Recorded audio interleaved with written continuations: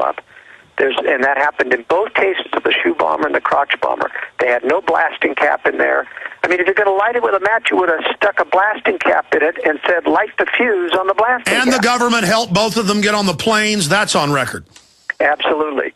So I am convinced that if, in fact, the American people, and there's a major backlash against this groping-type pat-down and against the scanners, that their only solution is to throw another false terrorist attack to show us, look, we've got to have these things, so everyone ought to shut up. And I think that's exactly what's coming. They will not take no for an answer. Now, one of the things that I'm most concerned about, I pointed out in my World Affairs brief this past Friday's issue, is that I think there's a trend here.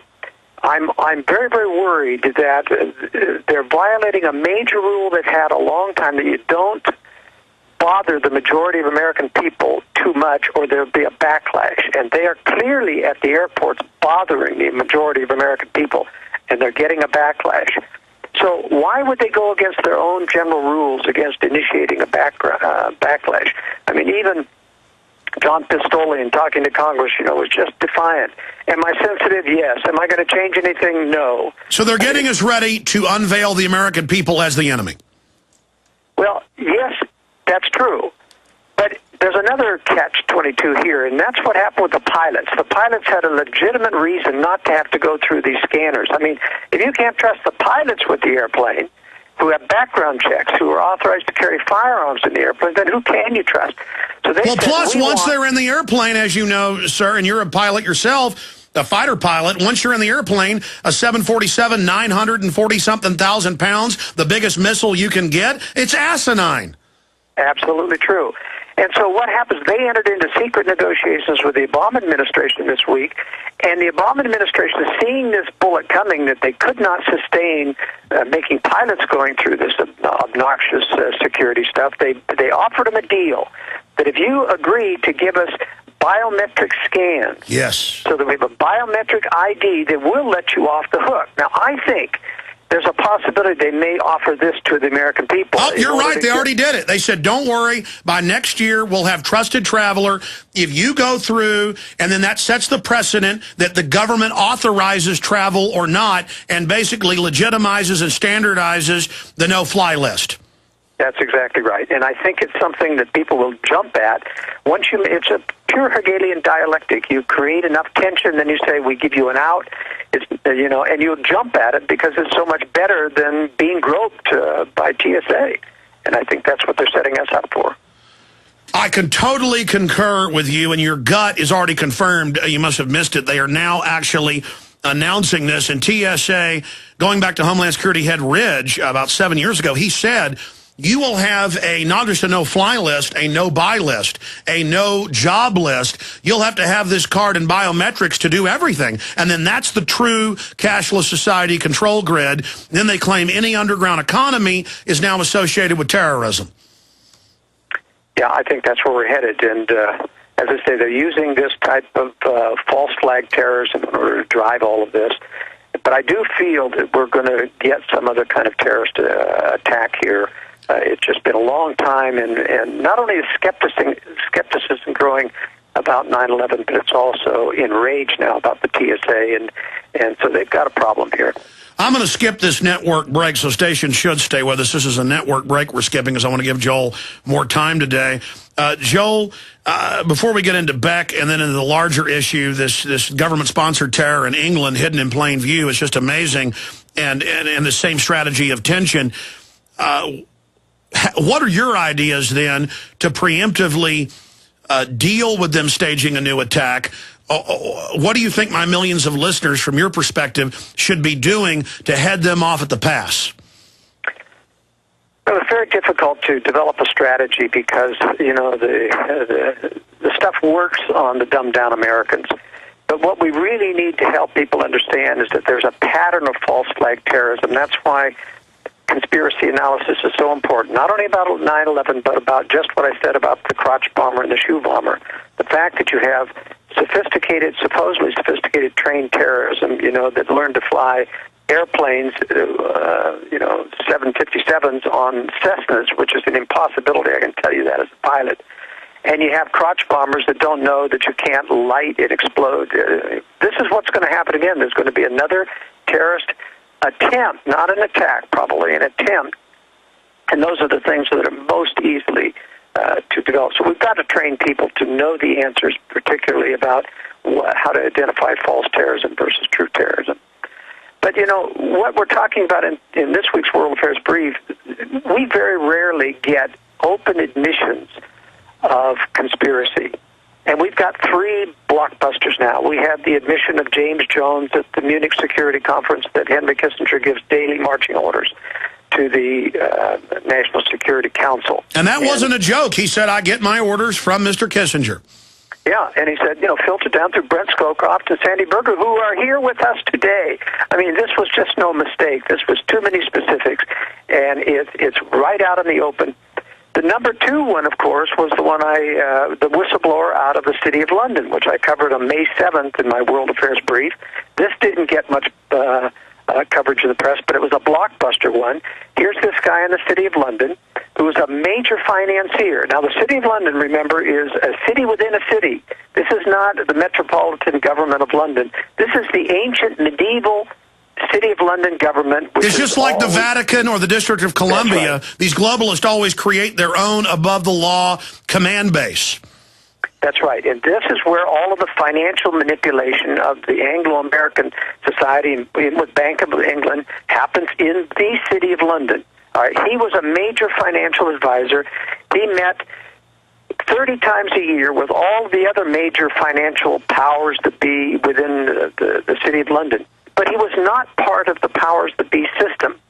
But he mistakenly got invited to a meeting, since he'd been with these same people. He got into the meeting. These are the same people he'd been meeting with for months and years. And all of a sudden, 3 other high British officials come in. They sit down and they immediately start talking about conspiracy issues, about war, inducing China, or inducing a war with Iran, and inducing Israel to strike Iran in order to get the West involved in a war with Iran. And he was just shocked out of his chair. He says, you know, here they're talking as if we're all initiates and I'm not one of them. But they all think I am. And when he went public on the silver manipulation, well, go ahead. That's right. Well, in other words, his story finding, now this happened in 2003. It took him this long to finally decide, after he studied conspiracy issues, tried to make heads or tails of what he was hearing. He came out and gave an interview where all of this came out. And that was a major story that bolsters not only our suspicion that an attack on Iran is coming, but that Israel will be the provocation. Also interesting in that story, it's the first time I've ever found anyone coming out of the inside powers that be and confirm my theory. I'm the only one on this planet that has the theory in this next World War III scenario, whereby Russia and China will strike the West. And I said the way that the West will beat Russia, even after absorbing a nuclear first strike, will be that they'll get China to betray Russia and attack its rear. And he came out in that very same interview. He said, in that meeting, he said, I couldn't make heads or tails of what this meant, but they talked about inducing China to attack Russia during the next war so that they could help win the war. And he didn't know what that meant. And that's why there's this deep alliance between the Anglo-Americans and China. That's why they give them the Panama Canal, give them all the jobs, let them buy all the debt, let them buy up the oil refineries here in the U.S. because they're strategic partners. That's correct. I agree. I see all the signs there, and I see the CFR calling it the Chinese century. They've clearly made this decision back in the 70s. But, you know, the big story, and this is the number 3, we had the James Jones, we had this whistleblower out of the City of London, and now we're coming out of London with Lord James Blackheath. Let me set the stage. Here, this is the House of Lords, no press allowed, this is private, this is what allows a person to make these kinds of statements. So he starts talking to the House of Lords, this is Lord James of Blackheath, about the fact that there's a super secret, powerful foundation or operation in the world that deals at the highest government levels. He says, I will call it Foundation X. He's talking to the House of Lords, and he says, they contacted me, and they suggested or offered to loan the British government enough money to take care of its debt, and the British government would then be indebted to them instead of to the world and the IMF and all of those debt things. And that even came out in mainstream news. That was so incredible. Secret foundations will fund your whole government. That's right. Now, the most interesting thing is here, and this only got coverage of the Belfast Telegraph, because they're very much involved in what happened with the IRA, is that someone in the House of Lords protests and says, look, Lord Blackie, there's no way that they would contact you. They only talk to heads of state. In other words, this is a guy in the House of Lords who knew about this, and a lot of other people apparently knew about this secret organization that had all this power. They said they wouldn't be talking to you. And so what Lord James does in rebuttal is said, what do you mean? He says, I'm a bigger wig than you think in this stuff because I helped launder billions of pounds for the IRA through the Bank of England. That's why they would talk to me. And all of a sudden there was a major gasp, as here he is, Lord James, admitting that the Bank of England was involved in laundering money for the IRA to fund terrorism in IRA. Amazing. And right there in the open, of course, there's no press there, but there were obviously leaks coming out of this. But here he even said, and we laundered money for the African terrorists. He says, I can't talk about that because that's still a security issue. But you see, ever since it blew wide open a couple of years ago, that Kevin Maguire, number 2 security in the IRA, was a British agent. Steak Knife and others. We interviewed some of these people, and then later they were killed. But it was confirmed that for decades, for those that don't know, just recapping, that the entire command leadership of the violent arm of the IRA was really British Special Forces and MI5 and MI6. Continue. Well, and the key point about that is that because it got blown wide open that the IRA was a British operation, and I even covered in the World Affairs Brief how the CIA had shipped rockets and missiles and even a dismantled helicopter in a C-130 over to the IRA, and the whistleblower blew the whistle. I mean, this is a government operation, this entire terrorism of the IRA. So they dismantled it. They came up and concocted the story that the IRA has suddenly decided to quit. And we've had a peaceful solution, and it's gone away. And now that's why Lord James Blackheath could come out and say, I can talk about the IRA because that's gone now, but I can't talk for security reasons about our continued funding of terrorism in the North African terrorists. I want to get into that now, but why is so much of this starting to leak? Why is Geraldo Rivera now on 2 shows in the last week on Fox saying 9/11 truth may be right, controlled demolition? Why is Beck, in your educated opinion, coming out and saying Obama's people are preparing a new Oklahoma City to be blamed on the Patriots? I mean, this is being authorized by Rupert Murdoch. I'm not sure it is. This is a tough thing. You know, conspiracy is the weak link. It's why the media denigrates conspiracy theory and facts so vehemently, is because this is the only thing that's capable of blowing wide open the fact that we've got a controlled government, 2 controlled political parties. Glenn Beck has always been on the wrong side of the conspiracy issue because of 9/11. He got on the wrong side early, and he denigrated people who believed in 9/11 conspiracy. Suddenly, it appears that Glenn Beck's starting to turn the corner.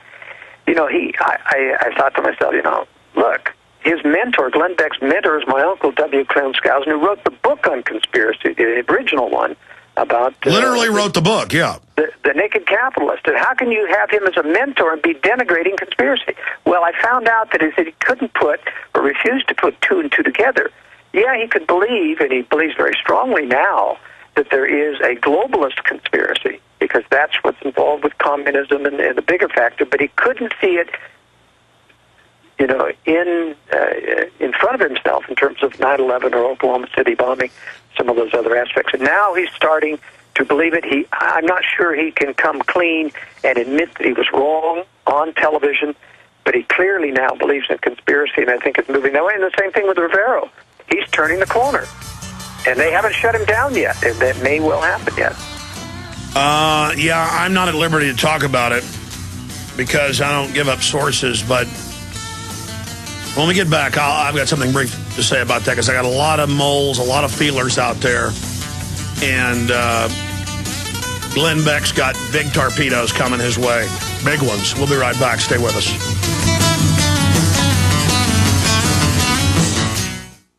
We're on the march. The empire's on the run. Alex Jones and the GCN Radio Network.